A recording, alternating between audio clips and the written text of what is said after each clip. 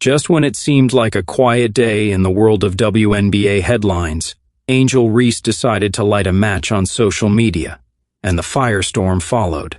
What was supposed to be a routine game day for the Chicago Sky turned into a viral spectacle before tip-off, all thanks to Reese's emotional TikTok post. With a nationally televised game looming, her focus wasn't on rebounds, defense, or shooting percentage. It was on trolls, memes, and the ever-persistent internet criticism. Let us be clear, the spotlight that comes with fame isn't for everyone, and it's becoming painfully obvious that many players weren't ready for this level of scrutiny. Reese, once praised for her unapologetic style and gritty play, now finds herself spiraling into territory that's less about hoops and more about personal image meltdowns. Jason Whitlock drew the comparison first, but it's becoming harder to ignore. This is giving Britney Spears too, with erratic behavior on full public display. Except this time, it's happening courtside, not backstage. Reports indicate that Reese has gone on a social media blocking spree. Fans, critics, even members of the media aren't safe. What's baffling is her seeming inability to recognize the basic rule of the internet. Once something is public, it belongs to the masses. If you're a celebrity, athlete, or artist, every post is open season for critique. And yes, that critique can be harsh, unfiltered, and relentless.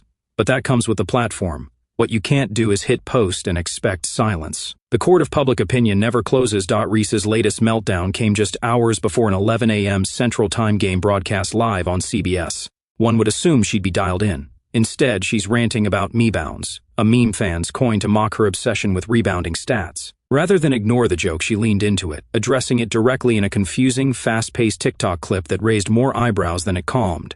The video showcased a mix of bravado, vulnerability, and something else that left many watchers genuinely concerned. Statistically, the criticism isn't unfounded. Reese is shooting just 36% from the field, averaging fewer points and rebounds than she did in college. At 6'3", she's not blocking shots. And while her hustle can't be denied, it's hard to justify the social media antics when her performance is on the decline. The moment you stop letting your game speak for you, the trolls will take the mic. And right now, they're hosting a concert. The irony is thick. Caitlin Clark, her media counterpart and on-court rival, is out here knocking off undefeated teams, while Reese is battling hashtags. If you're truly great, you don't need to shout it from the rooftops. People will tell your story for you. Michael Jordan lived by that philosophy. Reese? She's filming it herself. Then there's the whole issue of public image. Reese recently drew backlash for stepping out in a sheer outfit that left little to the imagination. Naturally, critics pounced and her fans pounced back. But here's the deal.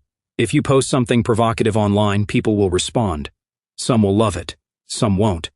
That's not oppression. That's reality. You can't toss a stone in a glass house and complain about the shards.